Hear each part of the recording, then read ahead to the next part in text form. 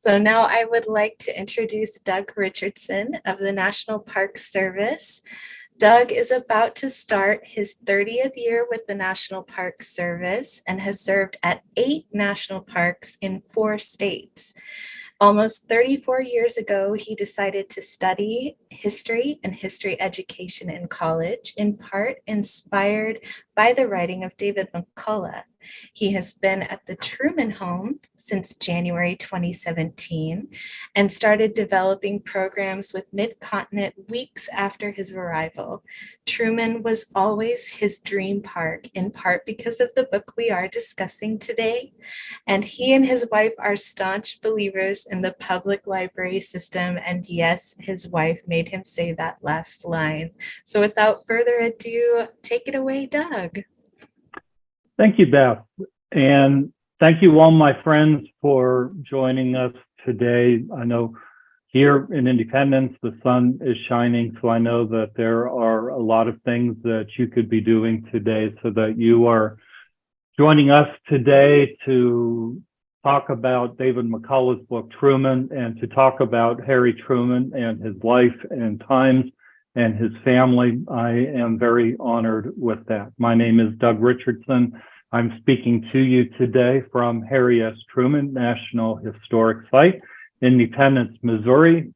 Specifically, I am speaking to you from the bedroom of the Noland home, 216 North Delaware Street, right across the street from the Truman home. The Noland home belonged to Harry Truman's Uncle Joseph, his Aunt Ella, and some of Harry Truman's favorite cousins, including his cousin Ethel, his cousin Nellie. And it was these cousins plus his aunt and uncle who helped in 1910 engineer a reunion with Bess Wallace, who we'll be talking about in just a few moments. So it's really thrilling for me to be here in the Noland home, as we're going to be talking about that story in just a few moments. Today, for session 2 of a guided tour with Truman, we'll be focusing on chapters 3 and 4 of Truman, talking about the farm in Grandview, and also talking about Truman's time serving in World War I. And really, when we talk about the times and the events that were the most crucial, critical in the formation of who Harry Truman was, who Harry Truman became, it really was the time that he spent on the farm, living on the farm, living in the community in and around Grandview, being in the Masons, serving in the church in Grandview, and then training for and serving in World War I. All of this helped shape Harry Truman and his later life in public and government service more than anything else. So I would propose to you, my friend, that these 2 chapters are perhaps the most crucial part of this book. So I don't want to cause Beth a heart attack, but it may very well be that we may be here till about 7 or 8 o'clock tonight, talking about this particular section of the book. No, I'm just kidding, Beth, about that. Today's program is brought to you by a wonderful team of partners. Of course, here, the National Park Service, Harry S. Truman National Historic Site. We are celebrating as an entity our 40th anniversary this year. This park was created by congressional legislation signed by President Ronald Reagan in 1983. So this is our 40th anniversary as an organization this year. So we're very grateful to the American people for supporting us for 40 years. And our best friend down the road, 500 West 24th Street, we have the Harry S. Truman Presidential Library and Museum.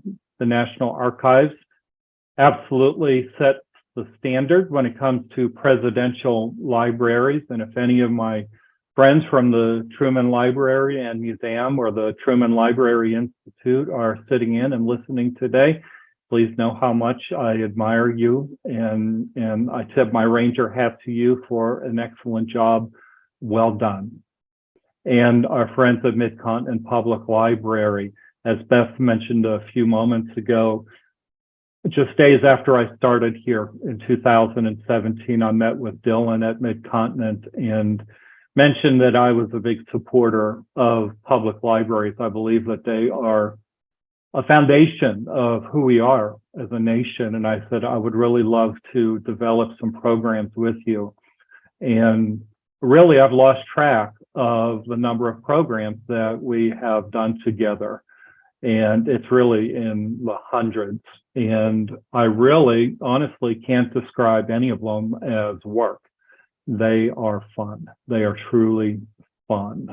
They are fun to research and put together. It is fun to gather with the visitors like yourselves to discuss all of this. And it is just a pure joy to be part of something like this and to work with a library system like Mid-Continent. So thank you to Mid-Continent Public Library. So when we said goodbye the last time that we were together, we looked at the May 1901 Independence High School photograph of the graduating class. And I love this photograph. This is actually my screensaver on my computer in my office. And so many of us, we too have had senior class photographs taken. And when we do that, we look into the camera, and at our graduation photographs, we look into that camera and we probably feel the very same thing that they were feeling. Very confident, but perhaps a little apprehensive about what the future was in store for them. This photograph, however, is very unique in the annals of American history, in that in this photograph is a future president of the United States, his first lady, and in this photograph is that president's press secretary. They didn't know it yet. If you were to reach out to those three individuals, Harry Truman, Bess Wallace, and Charles G. Ross, and tell them that, Mr. Truman, did you know that 44 years from now, you were going to be the most powerful person in the world? He would probably look at you, raise an eyebrow, and probably laugh at you. Miss Wallace would, if you looked at her and said, did you realize that 44 years from now that you would be married to Harry Truman and you would be his first lady? She would probably laugh. And Charles Ross, if you looked at Charles Ross and said, 44 years from now, Mr. Ross, Harry Truman is going to be president of the United States and you will be serving as his press secretary, he too would probably at the very least snicker.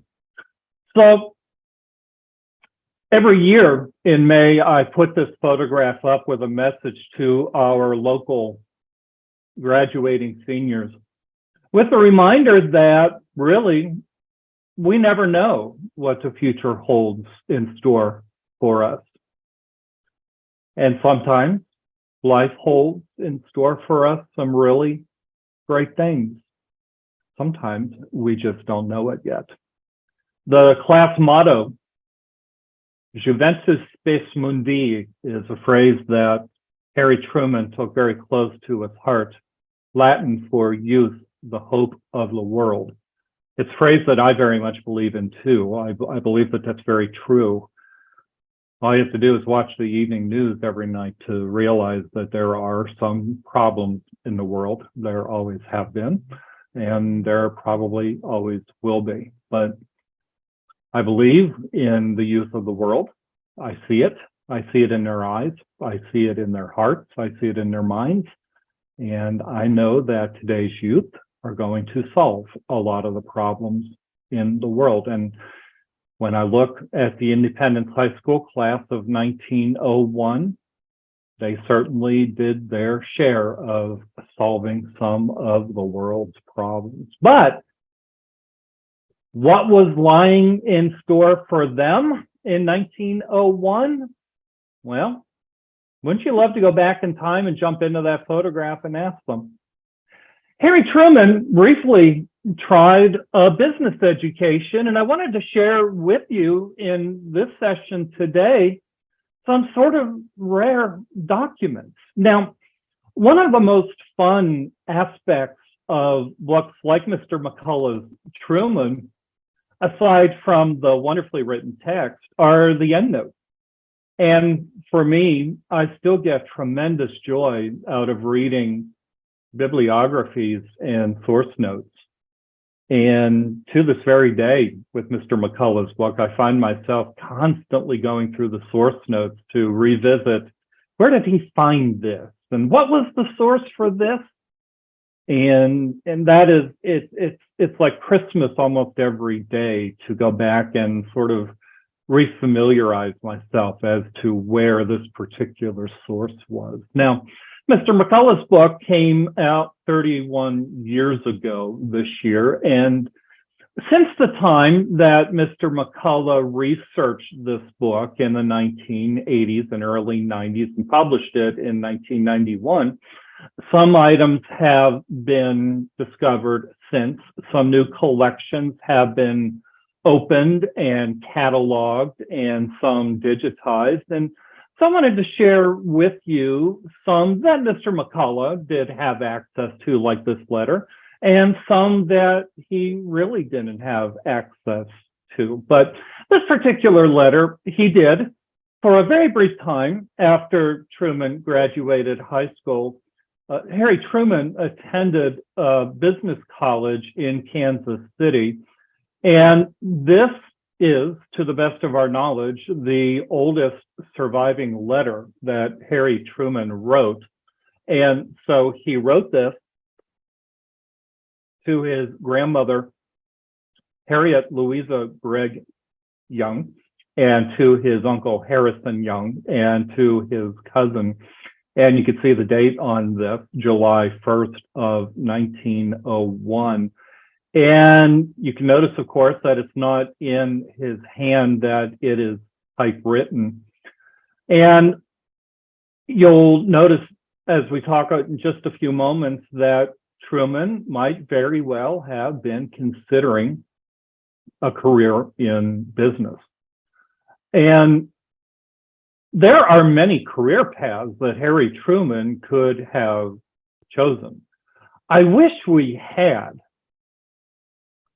more of an insight into what Truman's final marks were coming out of Independence High School. Now, unfortunately, they don't survive, and the building that he and Miss Wallace and Charlie Ross graduated from burned down, and the records went up in flames.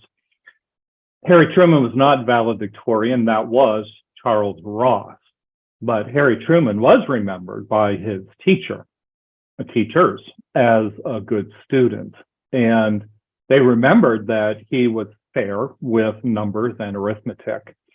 Now, at about the same time that Harry Truman graduated high school, his father was starting to experience some rather significant financial reversals. Now, the way that the Truman story is commonly told is that on the social ladder, that the Truman family was not on the high rungs of independent society.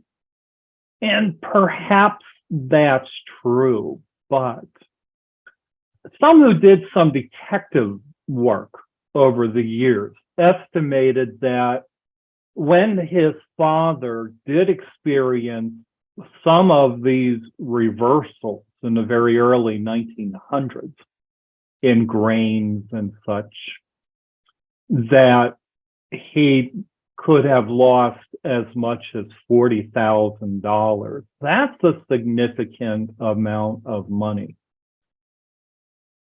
We're talking hundreds of thousands of dollars in today's money. What does that tell us? Well, that tells us that at the very least, John Anderson Truman, that his family had at least $40-some thousand that he lost in those investments. So when the Truman family first moved to Independence in 1890, they had a home on Chrysler Street, not too far from here.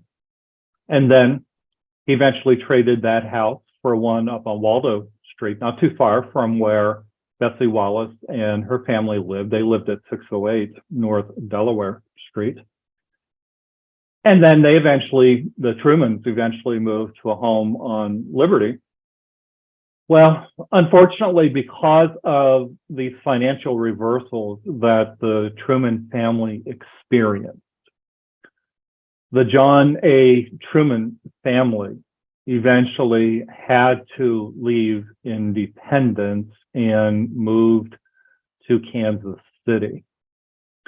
And by all accounts, including Harry Truman, his father's financial reversals meant that Harry Truman was not able to probably finish whatever he started at Spalding's Commercial College, and pretty much rolled out anything in the way of a post-secondary education. Now, Truman was also in high school trying to prepare for a West Point appointment. And you know that the West Point, the military academy appointments take the involvement of a member of Congress. So he was trying to secure that. That was very difficult on the part of his eyesight. So that didn't happen. So now that his family was struggling financially, Truman plus his father, they're trying to figure out how they were going to now cope and survive. Meanwhile, Bess Wallace's family, they experienced an unspeakable tragedy. In many ways, Bessie Wallace had lived a very ideal life in Independence. Her maternal grandparents, who had the beautiful home here at 219 North Delaware Street, George Porterfield Gates, Elizabeth Emery Gates. George Gates was the partner of the flour mill. Wagner Gates Flour Mill had that moderate generational wealth that created the ability to build that home and had that prestige here in the community. Their daughter, Madge Gates Wallace, was known as perhaps the queenliest woman that Independence had ever created, a beautiful young woman. Her husband, David Willock Wallace, as you can see there, a very handsome young man whose father was briefly mayor of Independence. David Willock Wallace had some important positions here in Independence, political positions. Eventually got a job with the federal government at the Customs House in downtown Kansas City. Now, off and on, David Willock Wallace had some financial problems. You might remember from last time, Bess Wallace was born in 1885, February, at a house over on Ruby Street here in Independence. The house is still living. And in short order, after Beth Wallace was born, her brother Frank was born, and then a few years after that, George was born. Now, Madge and David lost a child a few years after that, but really, Madge, David, Beth, George, Frank, what a beautiful American family. In many ways, living an American dream. Now, like all Americans, there are struggles, and it does appear as if there were times where they benefited from the financial assistance of Madge Gates Wallace's parents at 219 North Delaware. There were times where they lived with the Gateses in what we now call the Truman home. But eventually, Madge Gates Wallace, David Wallace, acquired a home at 608 North Delaware Street. Beth Wallace became the most popular young lady in the neighborhood, grew up to be a beautifully refined young lady, was also known as the best athlete in the neighborhood, an excellent student as well, a beautiful young lady who had no shortage of beaux and suitors in the neighborhood. And she too was on the road to success, perhaps than anything that she wanted to try. In 1900, David and Madge Wallace had another child, a beautiful young boy who would eventually be known as Fred. And in 1903, David and Madge Wallace celebrated their 20th wedding anniversary. Next door to David and Madge Wallace lived the Paxton family.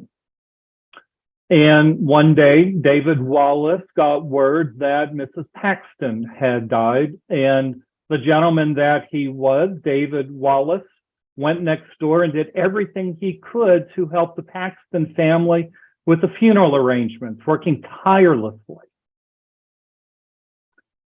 A few days after that, very early one morning, this was June 17th of 1903, very, very early in the morning, David Wallace arose. His wife, Madge, was still asleep in her bed. The 4 children were asleep.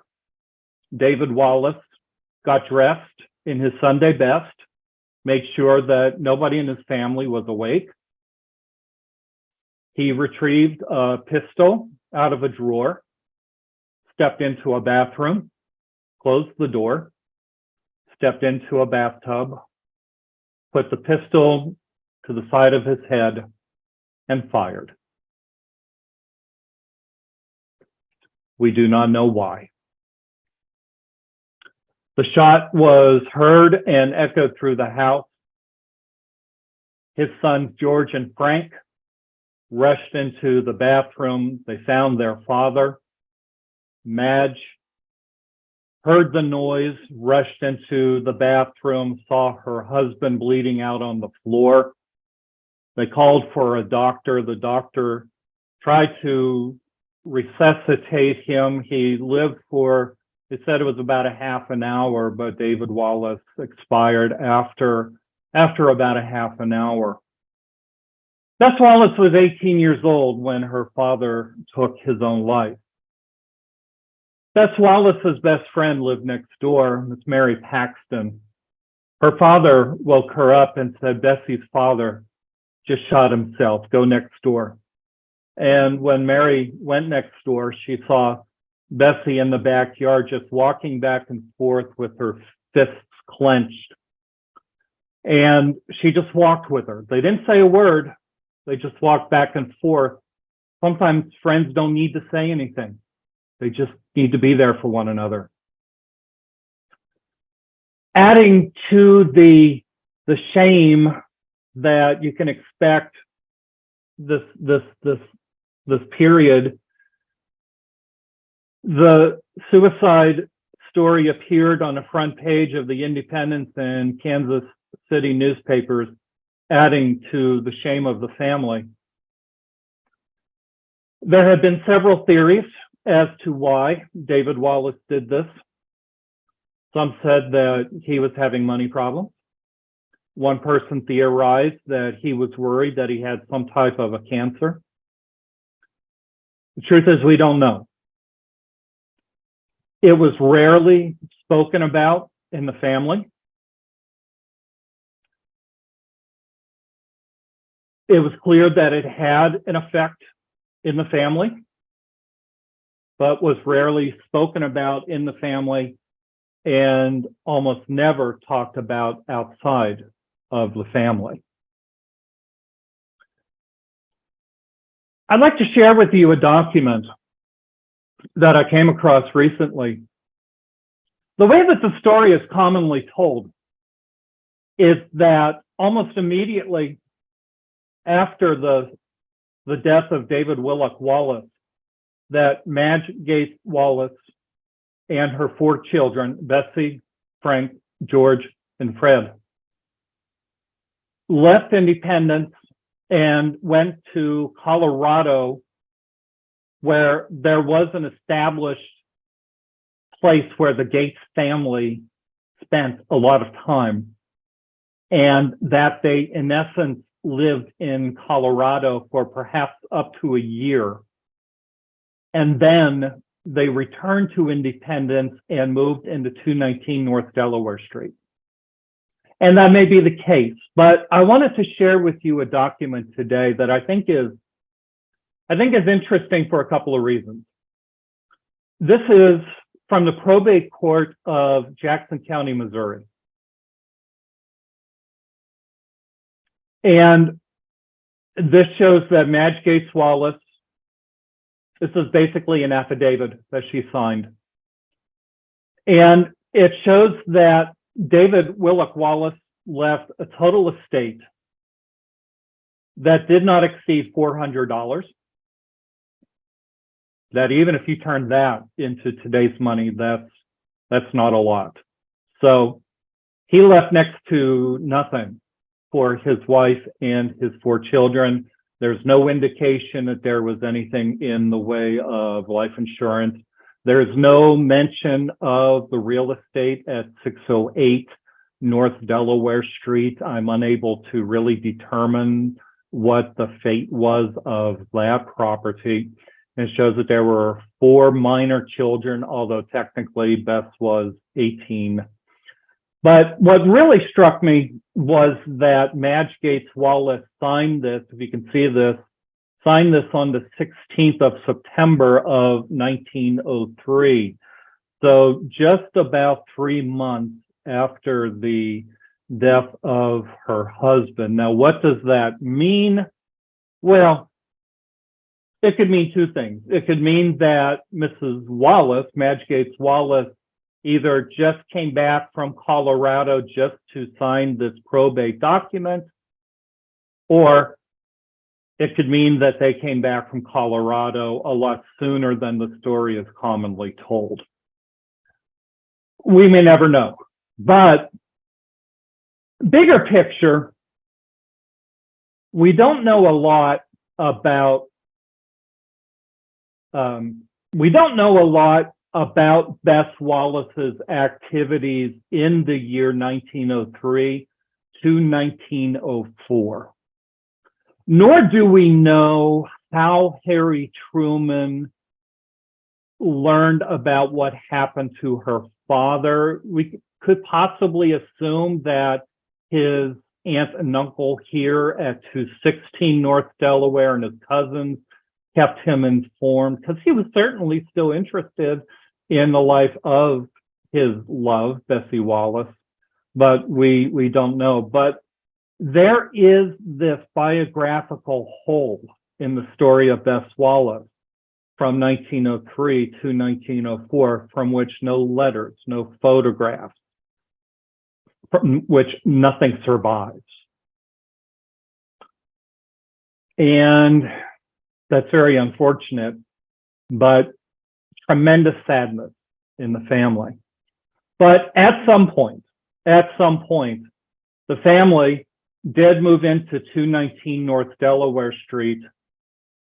And it was a very unique living arrangement. Now, by this time, Beth Wallace's grandparents, George Porterfield Gates and Elizabeth Emery Gates, they were getting older. And so it appears that they moved to the downstairs exclusively, and then Madge Gates Wallace, and then Beth, Frank, George, and Fred moved and took over the upstairs. So a very unique living arrangement. But I wanted to share with you this very interesting photograph. This photograph, if you have been on a tour of the Truman home, you might remember the music room / parlor where the piano is and the First Lady portrait of Bess Wallace Truman. This is that room circa 1904, and this is believed to be the very first photograph taken inside of what we call the Truman home today. And who you see on that, in that photograph to the very left, is David Willock Wallace's widow, Bess's mother, Madge Gates Wallace, and then sitting to her left, George.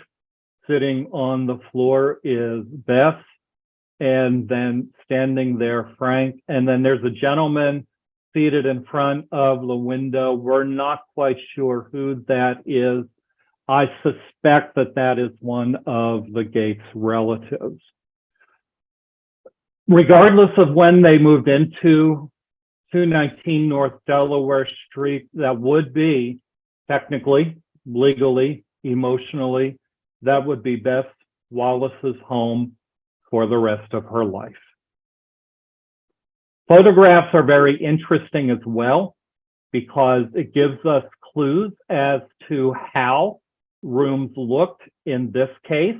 It gives us some ideas as to how wallpaper looked. It gives us some ideas of what furnishings were in there, some artwork and things like that. Unfortunately, today, we do not have very many what we would call original Gates pieces of the home, but it's very interesting to see what was there circa 1904. Now, at about the same time, Harry Truman, a banker.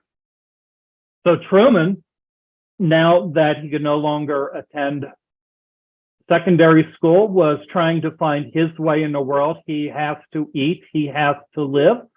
So he applied for a job at what we call today Commerce Bank. And I wanted to share with you a couple pages of his application from April of 1903. And you can see that he was living 2108 Park Avenue in the city, listed his family. Living all together was still John A. Truman, Martha Ellen Truman, John Vivian, and Mary Jane Truman. Truman, of course, listing that he's not married. Listed his principal's name, Mr. Palmer. Listing that he attended Spalding College here. I wanted to enlarge this one section here that I really liked. Before he did this, as you might remember from the McCullough book or maybe somewhere else, he worked very briefly as a personnel timekeeper on the railroad, and he was laid off, and he did receive $50. He was never fired or discharged. I love this particular question. Have you any taste or habit extravagant in proportion to your means? Don't think so.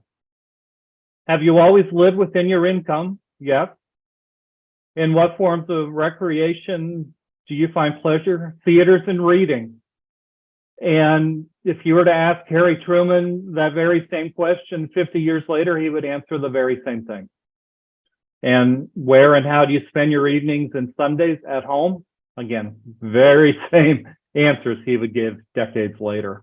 So Truman really did well working with the bank, and for a while he worked at Union Bank. He switched allegiance for a very brief time, but then for a very brief time too at a boarding house, he ironically boarded with Dwight Eisenhower's brother, in sort of a little touch of irony. I'm sorry, I'm trying to get back to my screen here. It's not cooperating.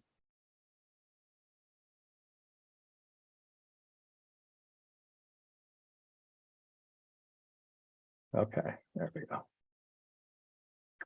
And then Truman embarked on another very important facet of his life. In persons of that generation, and to some even today, there was a romantic attraction to and a desire to serve in the military. If we could jump into that photograph of Truman in his National Guard uniform and ask him, "Sir, why?" I think he would give us several different answers. One, a genuine desire to serve both the state of Missouri and the United States. Another answer I think Harry Truman would give is a desire to be part of history because he loved to read and study and analyze history. And I think a part of it too is that he enjoyed the social aspect of it. And the story is rather famous, and you're going to hear about it here in just a few moments, about Truman receiving his uniform and wearing that uniform very proudly to his grandmother's farm in Grandview. And his grandmother's instinctive response to that. And it's understandable. During the Civil War, the last time that blue uniforms appeared on the Young family farm, the Young family very much suffered physically and financially. Even at this time, in the early 1900s, the family was still seeking financial restitution from law, from the Civil War. And they would continue to seek restitution into the 1910s. Plus, as a result of the General War Orders, Grandmother Young was forced to serve Union soldiers to the point of physical exhaustion and physical harm. Union soldiers threatened to hang Harry Truman's namesake, his Uncle Harrison Young. So there was very much a resentment towards the blue uniform. So in that context, you could almost understand that.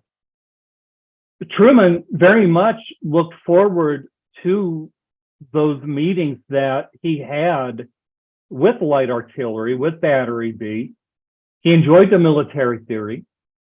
He enjoyed all of the mathematics that went into that. And I know I have tried to study the mathematics involved in artillery, and I can't make heads or tails out of half of it, but he was good at it. Harry Truman had a real genuine head for numbers. He had a real gift for that. And just as I was saying a little while ago, that if Harry Truman had chosen a business career, I think he would have been successful at it. If Harry Truman had opted to stay in the banking business, I think he very well could have risen to the top of the banking business in the Kansas City area.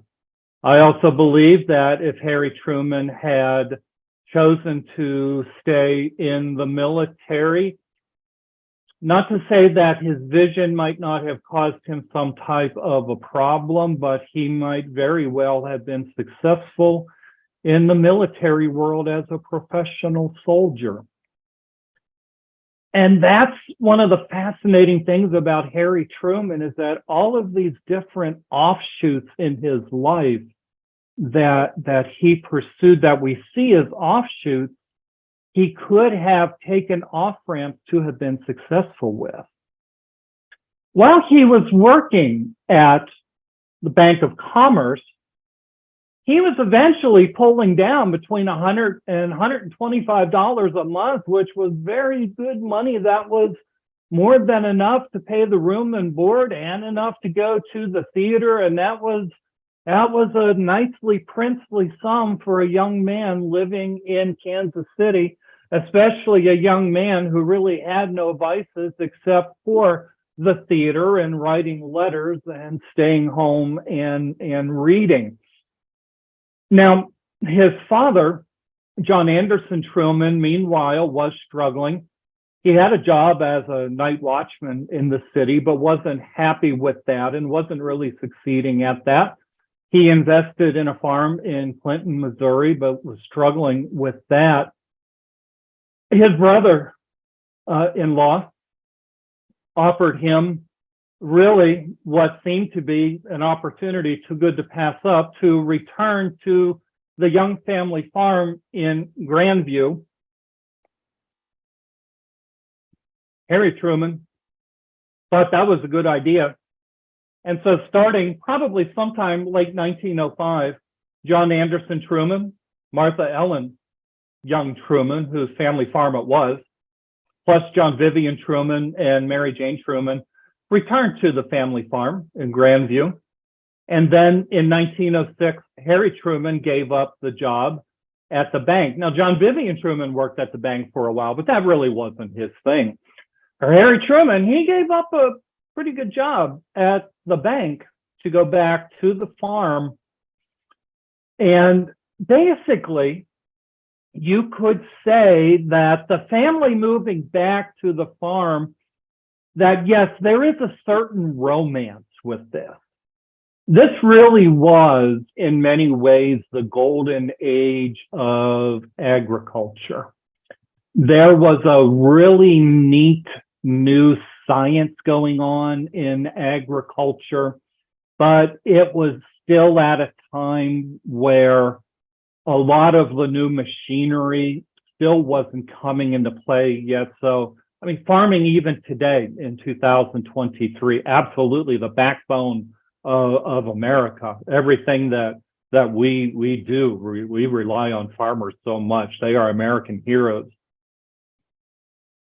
Today's farmers have the benefit of a lot of machinery that Truman really didn't. So backbreaking work. Plus, in Missouri, as Missouri farmers today know, the extreme weather, from extreme cold to extreme heat and drought and all of that together.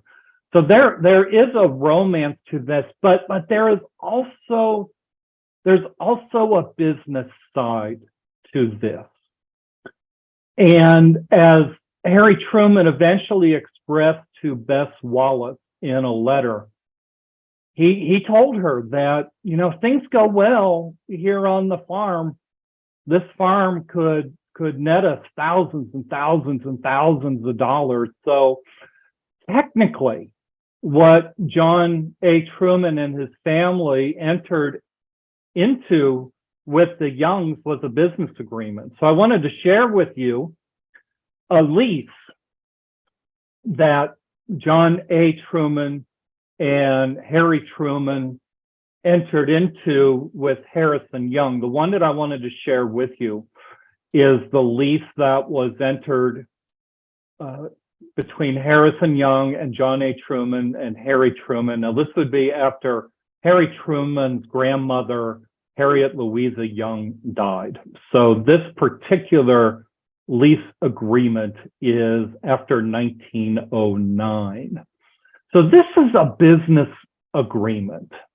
Now, it was commonly said that one of the reasons that Harrison Young, Harry Truman's uncle Harrison, for whom he was named, Harrison Young wanted John A. Truman and the family to come back to run the farm was that Harrison Young wanted to move back to Kansas City.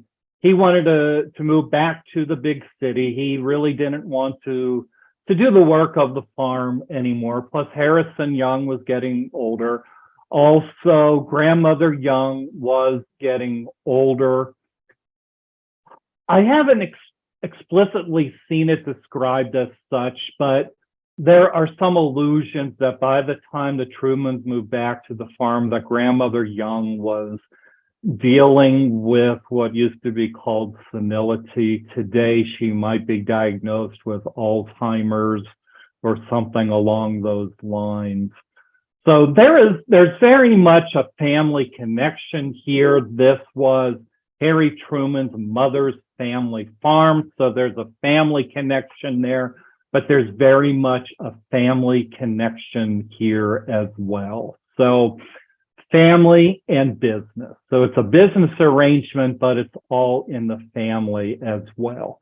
So this particular document, this is from the Mary Jane Truman papers at the Truman Library, and the wonderful staff at the Truman Library have digitized this and so many other wonderful documents. And this is one of those documents I just hold in my hand, and I wish that we could jump into the document and understand a little bit more of the family aspect and the business aspect of this. Some of you might have been somewhere along the line part of an unfortunate will and last testament in a family that went south. I know my family has had them. Well, after Harry Truman's maternal grandmother died, in her will, she left everything in terms of real estate to Harry Truman's mother, father, and to Harry, except for a few dollars to the other children. This caused an explosion in the family. An explosion. And very quickly, Grandmother Young's will was contested. So I wanted to show you part of the last will and testament. This is presently one of my big research projects.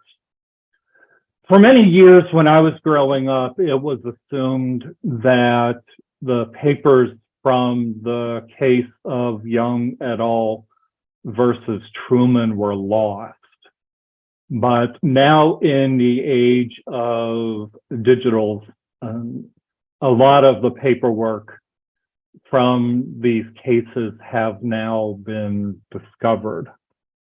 And we now have a lot of the settlement records, and we have trial summaries and such. So right now, I am in the process of starting to read some of the trial summaries. The first trial of Young et al. Versus Truman was held 110 years ago last month here in Jackson County.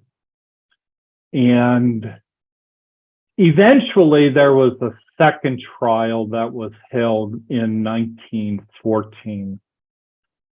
There were a lot of depositions, there were a lot of accusations that were thrown back and forth. And to make a long story short, the accusations were that Harry Truman and his mother and father tricked grandmother Young into leaving the land to them.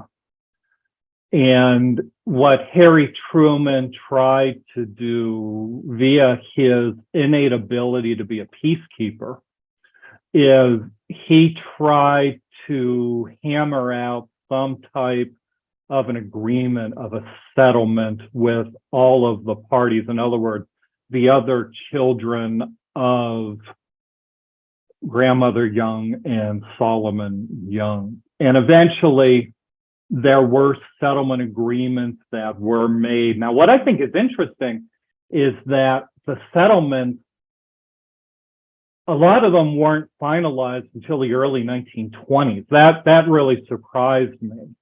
But it may be because Truman eventually went off to war and then returned in 1919 and such. That may be why that happened, but they're very interesting. It did cause some very hard feelings. The other result of this litigation is that if you've been part of this or any type of litigation, you know that retaining a lawyer can be expensive.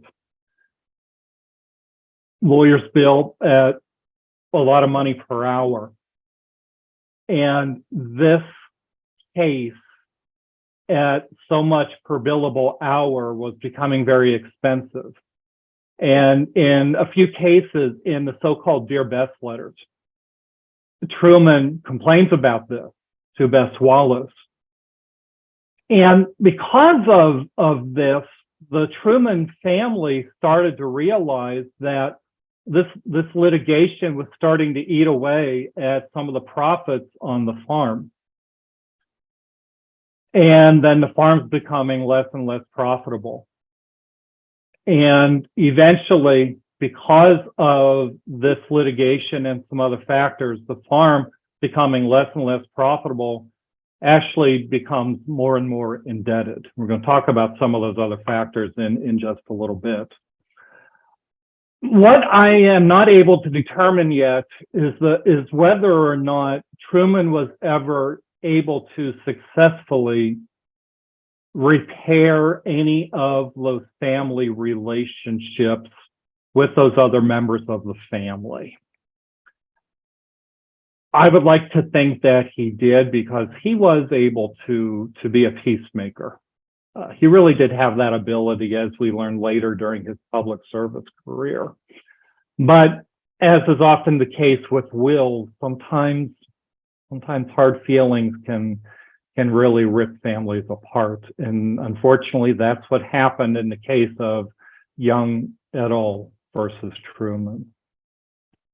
Well, once Harry Truman was back on the family farm in Grandview, when he would come to Independence for whatever reason, he would often stay right where I am right now, at 216 North Delaware Street, at his aunt and uncle's house, the Nolans.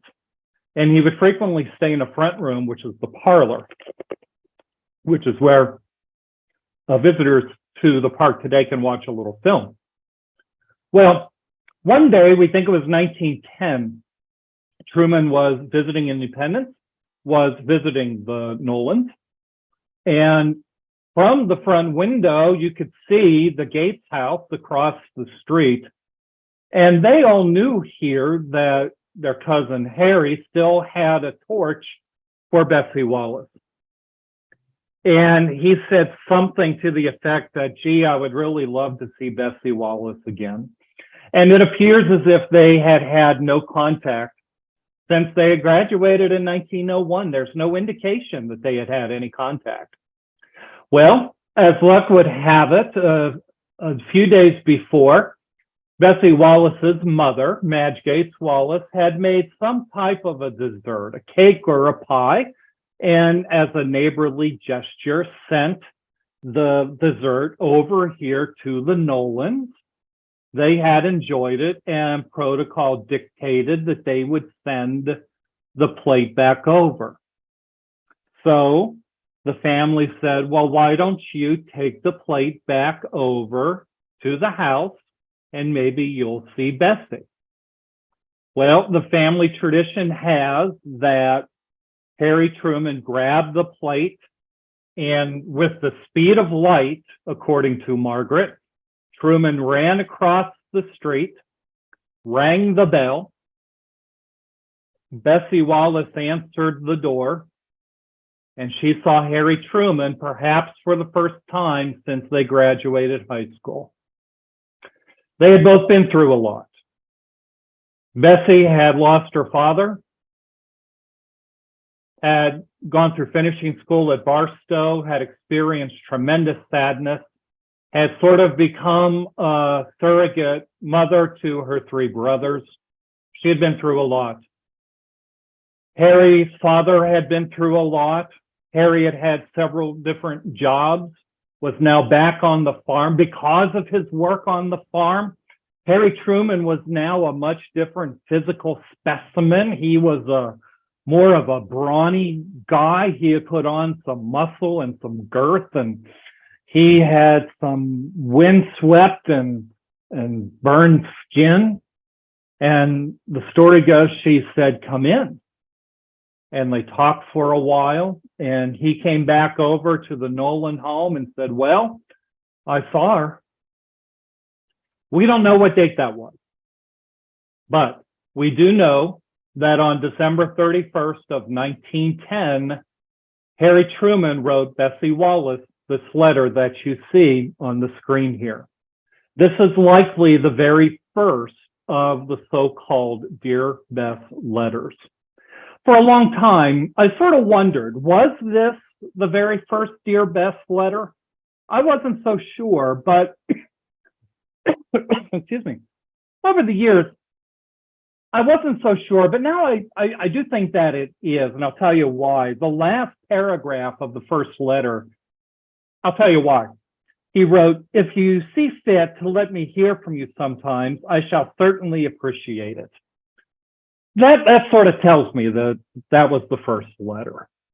And with letters, Truman began his first most important campaign.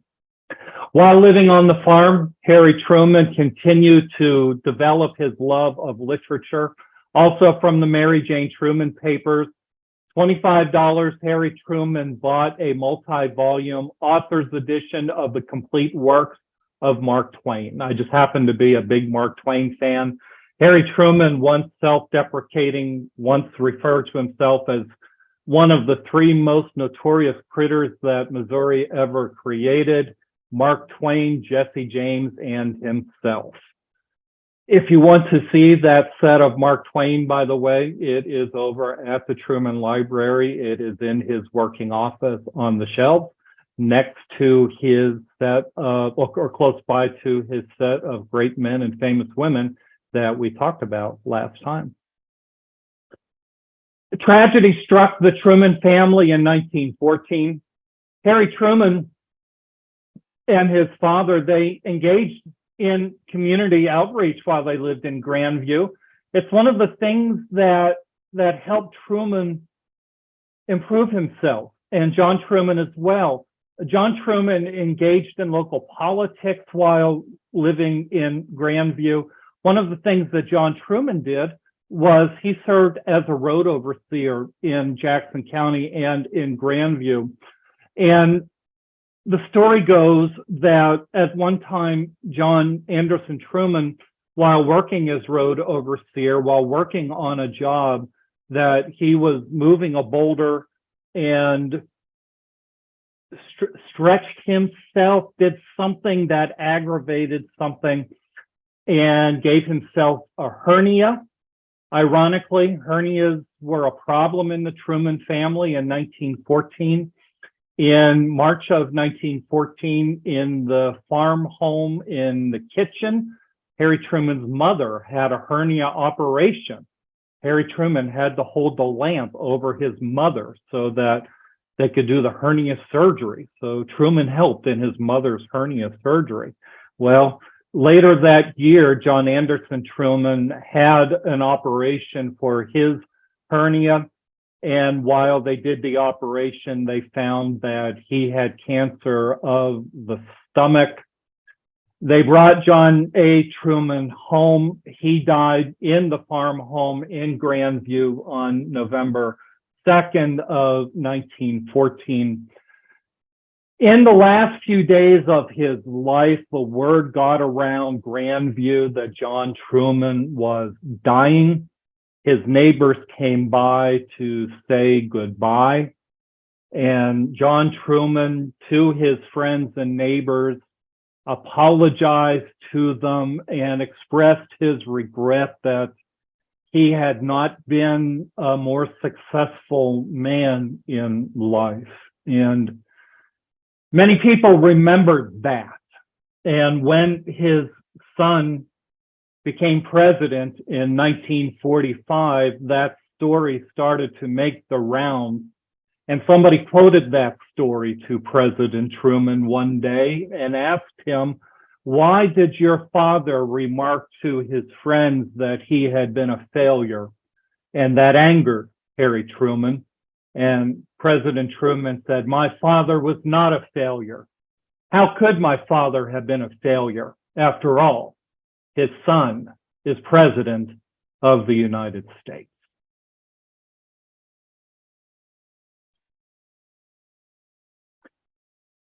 One of the things that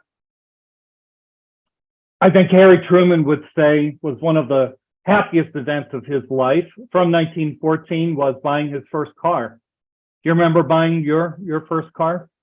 I do. Mine was a 1991 Chevy Cavalier. Love that car. I put about 172,000 miles or something on that car, and I drove it until literally the wheels fell off of it and I couldn't do anything else with it. It was just the Pennsylvania winters and the rust did that car in.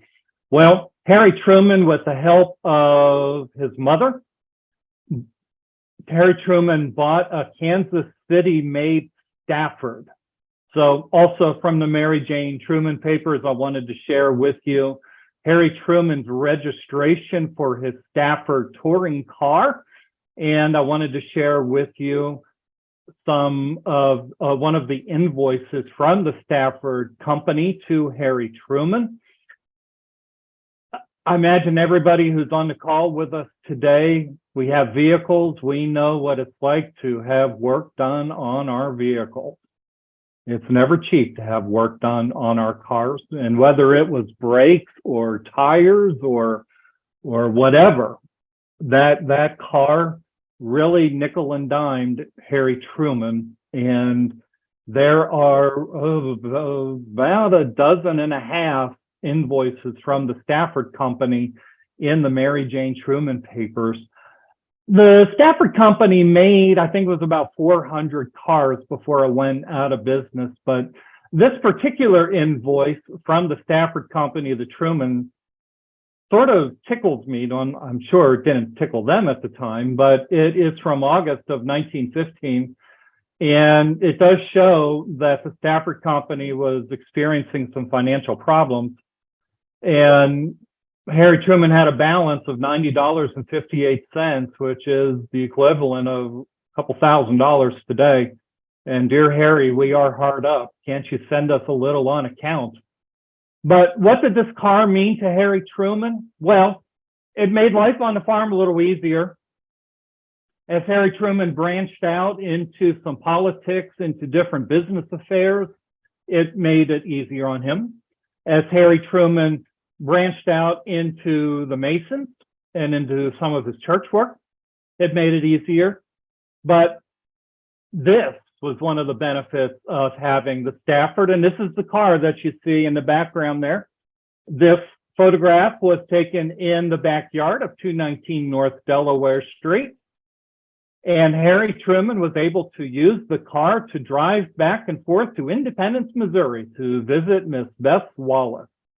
And so the Stafford gave him the opportunity to come and court Miss Beth and visit with her and the family, because it was always a challenge to come here and catch the train, and trains were never on time and trains were breaking down, and sometimes he would miss the trains and all of that, and sometimes the trains would get him here and there at the most ungodly hours, and the weather was awful, and sometimes he'd have to walk and hike in the mud and the snow and the ice. And well, the car sort of changed all of that.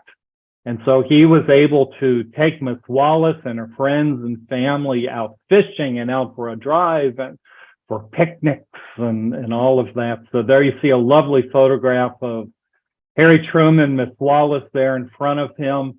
And in the right side of the photograph in the back, that's his future mother-in-law, Madge Wallace. And they're the backyard of 219 North Delaware Street. So that is the best part of having a Stafford, is coming up to see his girlfriend in Independence. The value of a farm in 1916. It's sort of difficult pre-IRS to determine what income was, but in an assessment list from 1916, Truman is valuing his farm at about $2,200. Now, this is also after the death of his father and after the death of Uncle Harrison Young.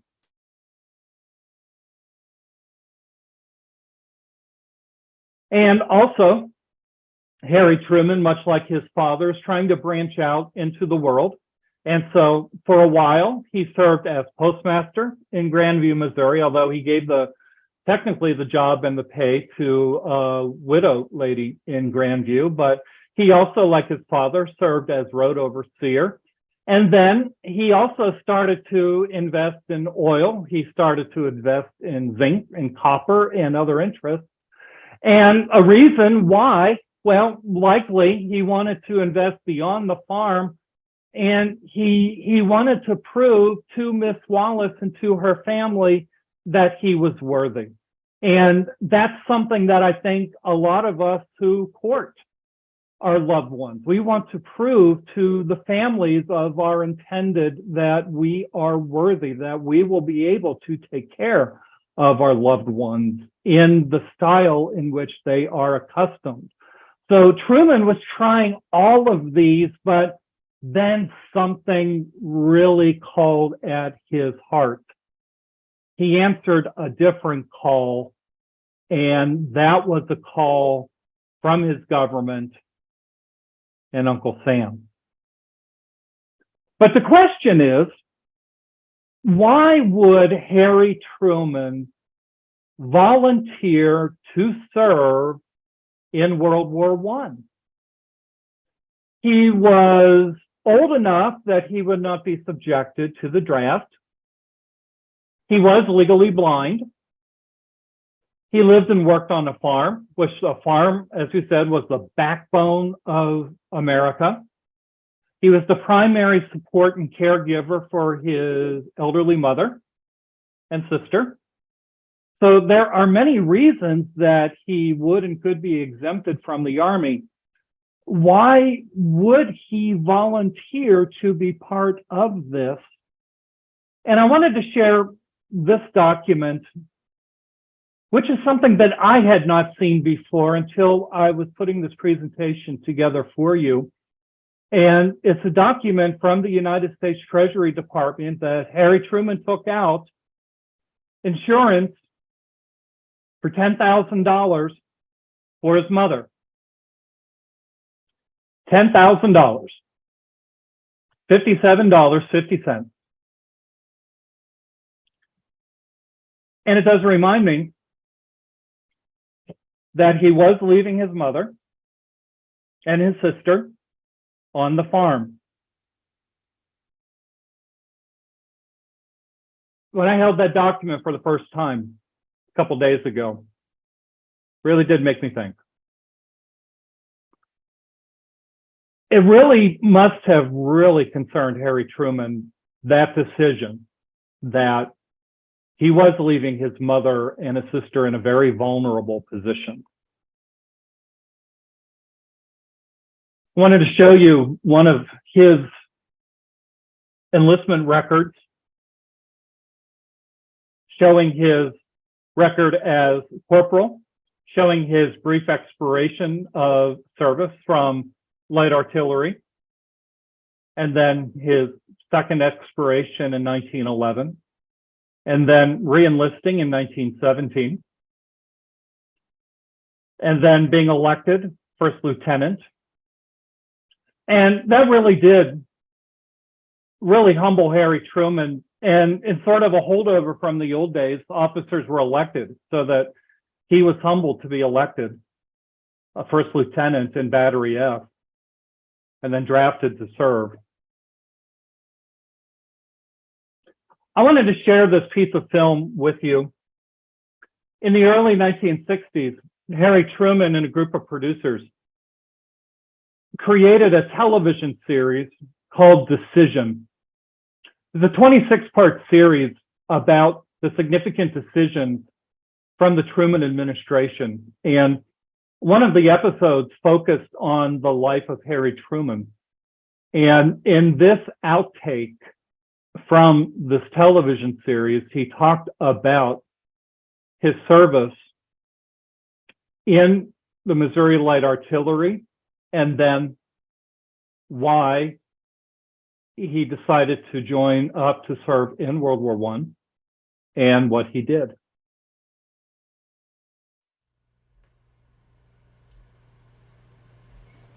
When I was 21 years old, I joined an organization in Kansas City known as Battery B of the Missouri Battalion of Field Artillery.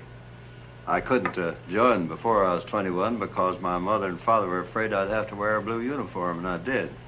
And I wore that blue uniform out to see my old grandmother. She looked at me. I thought I looked mighty pretty in that uniform. Said, "Harry, that's the first time a uniform of that color has been in this house since the Civil War. Don't you bring it back." I didn't. You can be sure of that. And then after that, I became a first lieutenant in the organization of the 129th Field Artillery, which came later. I was a first lieutenant in Battery F of the, this is where I was a first lieutenant in Battery F of the 129th Field Artillery, a 75 battery. That picture was taken in France, where we didn't have any equipment here to operate with. We got all our training in France. And after I'd been in France about a month, I was promoted to a captain and made an adjutant of the Field Artillery Regiment to which I belonged, 129th Field Artillery, and then was put in command of Battery D, and that's the one that caused all the trouble. This is after I became the captain of Battery D, and these are a couple of the lieutenants that were with me in that battery. And that battery had quite an experience. We started out in the Vosges Mountains, and the first barrage we fired was at a German position from what had been a German position. And before we could pull out, the first sergeant was slow getting the horses down. They fired on us, and it wasn't very pleasant. They lit all around, and we found out exactly what it meant to be under fire. Then we moved down to the Meuse-Argonne Drive. Well, we went to San Mihiel first in reserve. Horses stood still with harness on all day that day, but we didn't do any shooting. Then we moved over to the Meuse-Argonne Drive at the Samidou sector, they called it. And there we fired the 26th, night of the 26th of September. We fired 3,000 rounds from 4 o'clock until 8 o'clock. And every once in a while, you could only have 3 guns because it gets so hot you had to put a wet blanket over it to keep them from melting. When we got through firing that barrage, we hitched up as fast as we could, drove up across the front, and went into position up between Verdun and Cheppy in France. And then fired another barrage that day, and fired intermittently all the way through. And while we were in that position, I had a chance to shoot out 3 batteries on the German side. They were firing on our men who were walking down on a prairie plain way up above the river. I'll think of the name of it in a minute, at Verdun. And in doing that, I was firing outside the sector. And the colonel called me up and asked me if I was firing outside the sector. I said, "Yes, Colonel, I just put some German batteries out of business." He says, "You quit firing over there." Well, he was way back, and I knew he'd never get up with me, so I kept on firing and knocked out the other 2 batteries, which paid off in the election of 1948. These were Pennsylvania batteries. And I got into a town just outside of Scranton, Pennsylvania, where 2 of these batteries came from. And if you don't think I carried those 2 tons, you're off your beam, sure enough, because they found out that I was the battery that saved them from getting shot up. Then we stayed in that sector and moved over to Verdun after that, and stayed there until after the war quit.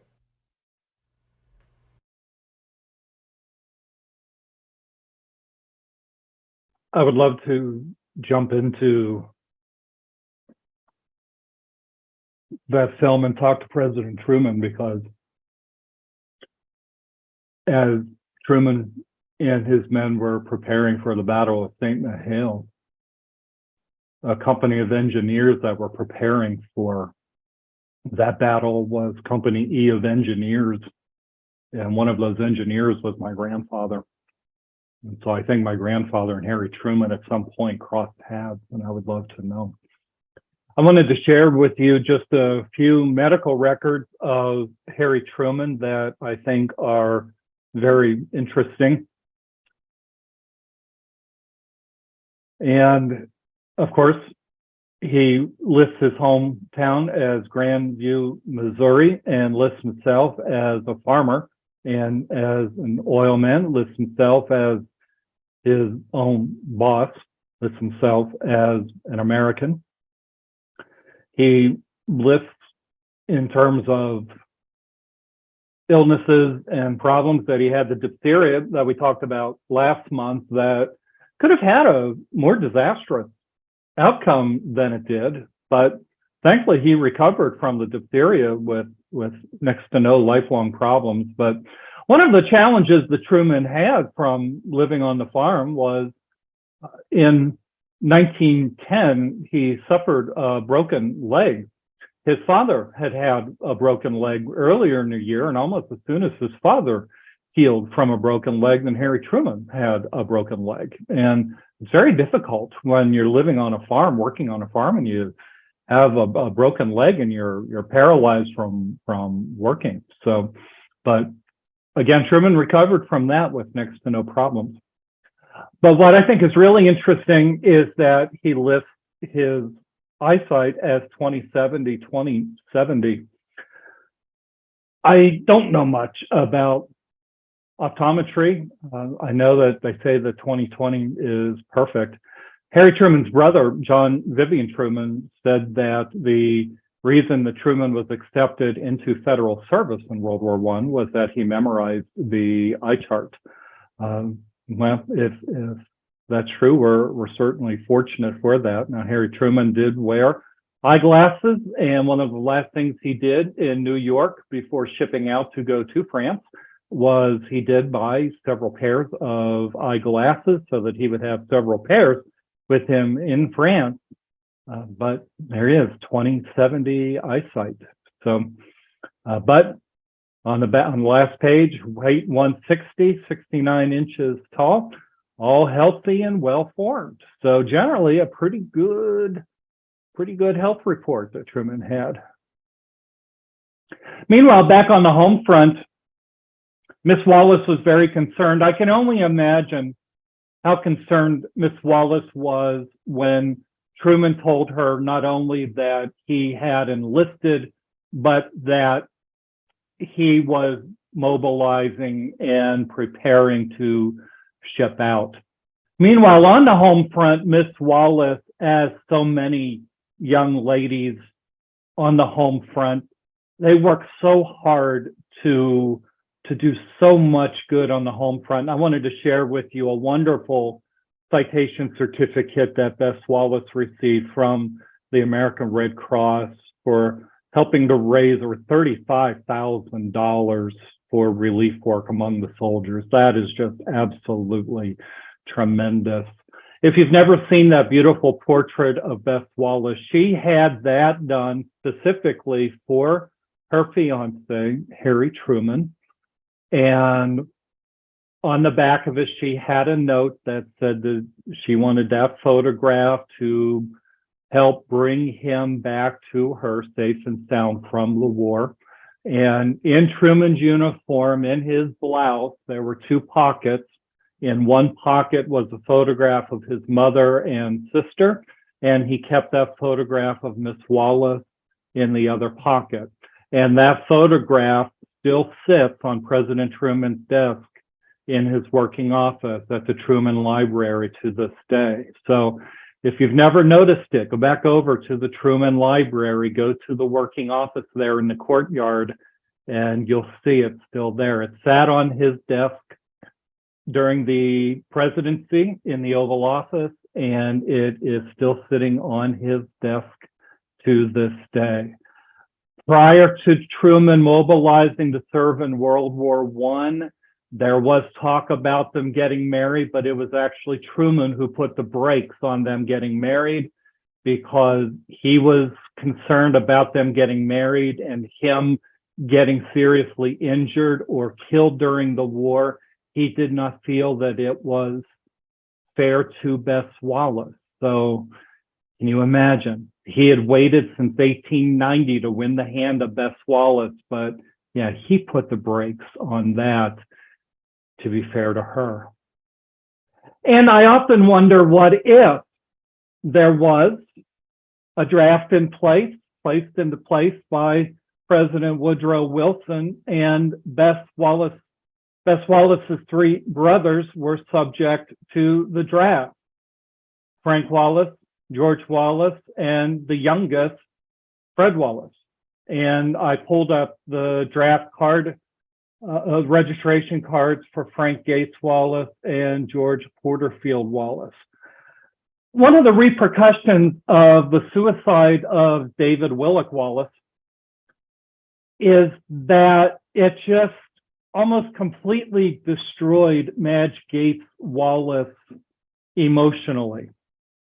And so for the rest of her life, Bess Wallace not only had to take care of her mother physically, but emotionally and psychologically. And at the age of 18, Bess Wallace then had to become like a second mother to her brothers, Frank, George, and Fred. And I wonder all the time, what would have been the effect on the family had Frank, George, Fred been called up to have served in the war? They would not have had any exemptions, and they were not called up according to any source that I found. But there they are, there's their registration cards. Now, I wanted to share with you, if you have not seen it, I know it's in the illustration sections of McCullough. I wanted to share with you the identity card of Harry S. Truman, Captain, 129th Field Artillery, American Expeditionary Force. One of my favorite photographs. Remarkable, remarkable image. And as remarkable an image as it is, there's nothing like seeing the original, which you can see at the Truman Library. And I'd like to quote David McCullough with this. When McCullough was asked about this photograph, he always liked to say, you notice he's not wearing any glasses in this photograph. It's one of the very, very, very few photographs we have of an adult Harry Truman with no glasses on. But when you look at Harry Truman in this photograph, look at those eyes, and to quote David McCullough, you see one tough son of a bitch. That's a quote from David McCullough.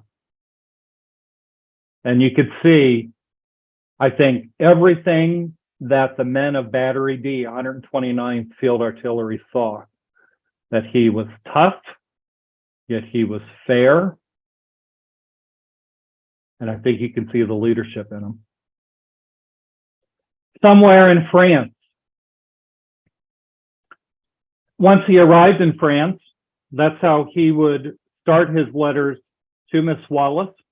The Dear Bess letters continued, but because the letters were heavily censored, including by himself, Captain Truman was eventually censoring the mail from his own battery. They couldn't give positions away.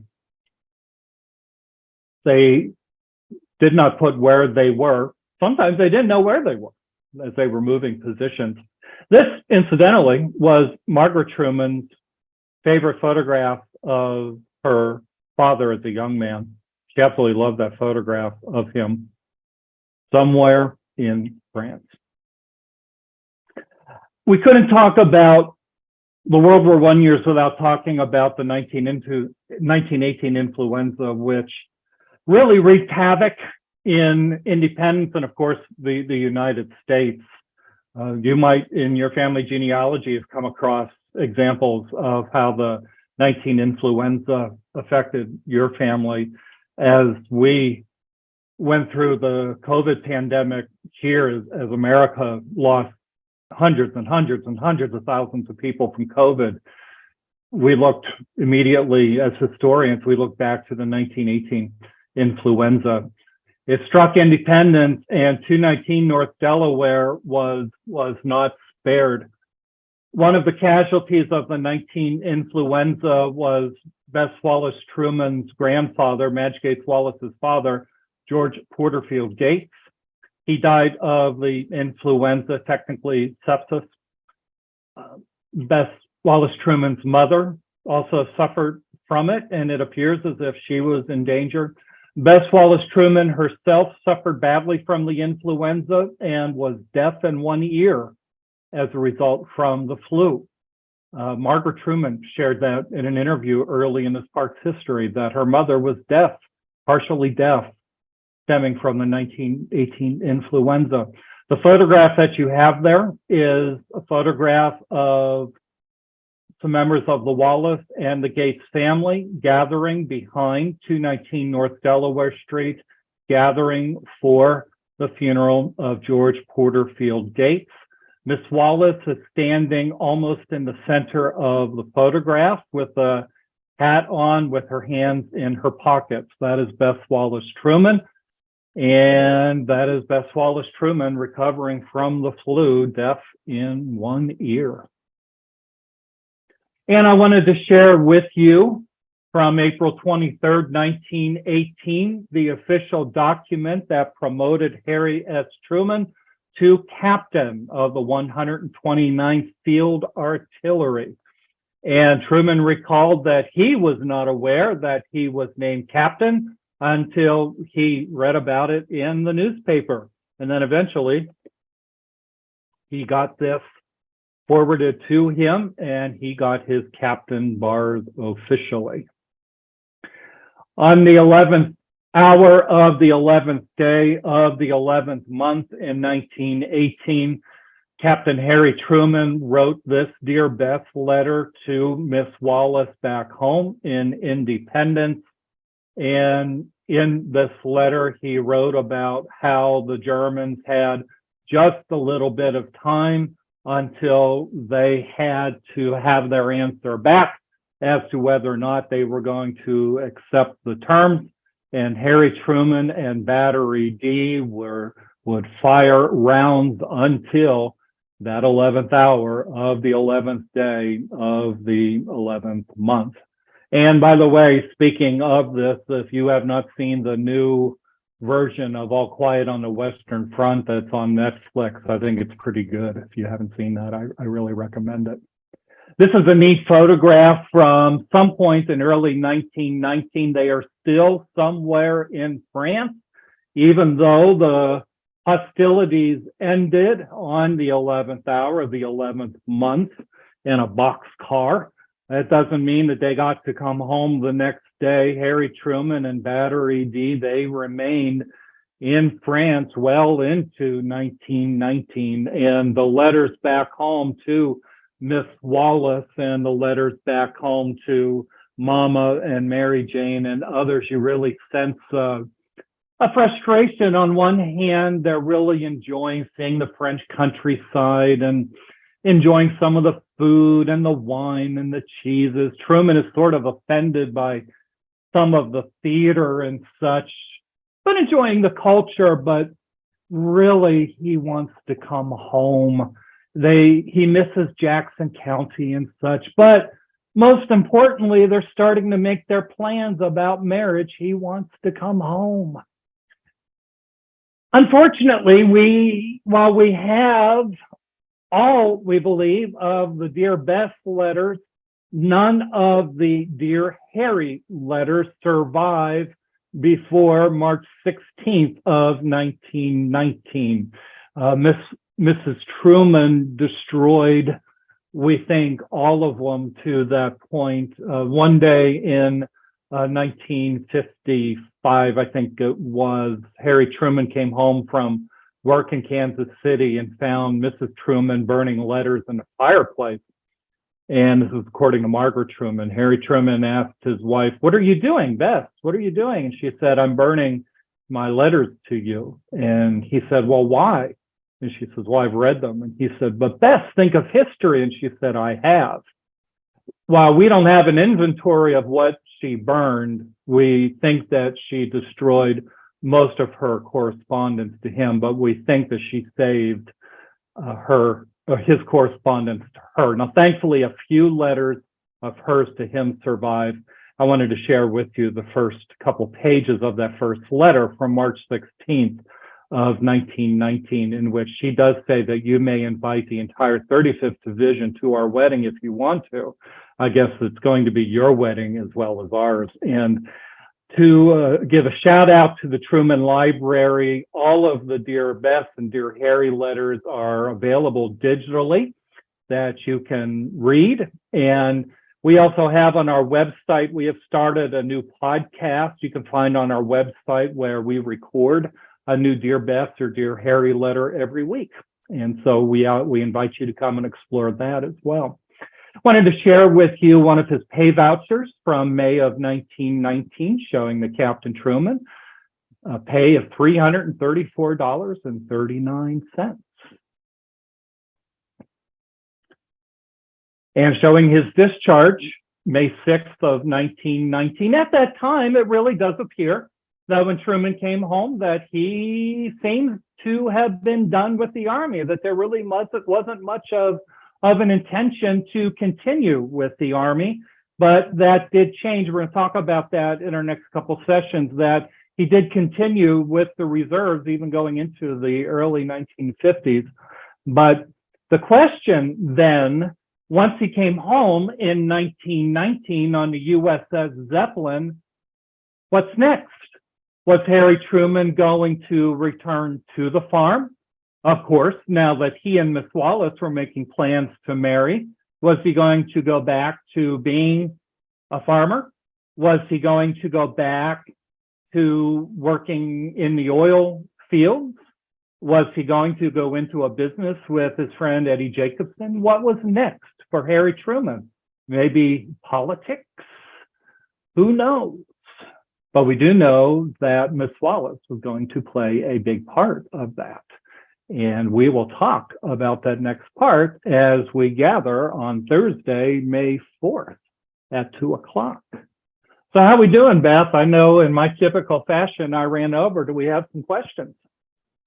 Brilliant. Yes, I know we're over. Thank you all for staying. Does anyone have any Q&A time that they would like? I think you did answer the one chat about his memorizing the eye chart in order to pass. Yeah, that was a tradition that's been passed down by John Vivian Truman. Said that Truman memorized the eye chart, and that has come down via second hand. There was an oral history that was done by one of the Truman family neighbors in Grandview by the name of a fellow named Babcock, who said that that's what John Vivian Truman told him and the family, was that Truman had gamed the system with the eye chart. Yeah.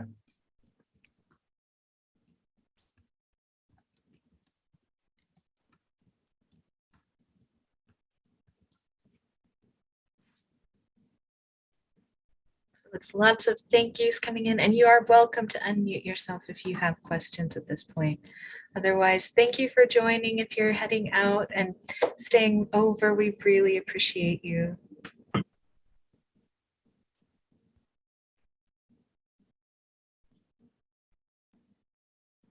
And we'll maybe we'll conclude. I'll ask everybody a question. If you're unmuted, maybe you know the answer. Since we're talking about the farm today, does everybody know how the United States government defines a farmer? Beth, do you know? Oh, my grandparents were even farmers. I'm sorry. The United States government defines a farmer as somebody who is outstanding in their field.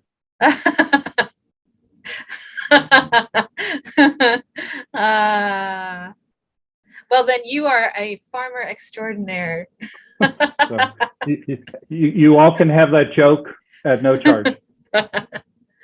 All right. Well, for anyone still here, thank you again so much for joining us. Thank you, Doug, as always, for sharing the wealth of knowledge that you have. It is just such a joy to listen and learn from you. So My our next pleasure. session will be Thursday, May 4th at 2 p.m. And the video link will be available next week via our YouTube channel. And I will send out an email once it is live. And anyone with a physical copy of the book, I will make sure to get those renewed for you. So if you have any questions, feel free to email booktalk@mymcpl.org. And thank you again so much, all of you. Wonderful. Have a wonderful day. Thank you all. Brilliant.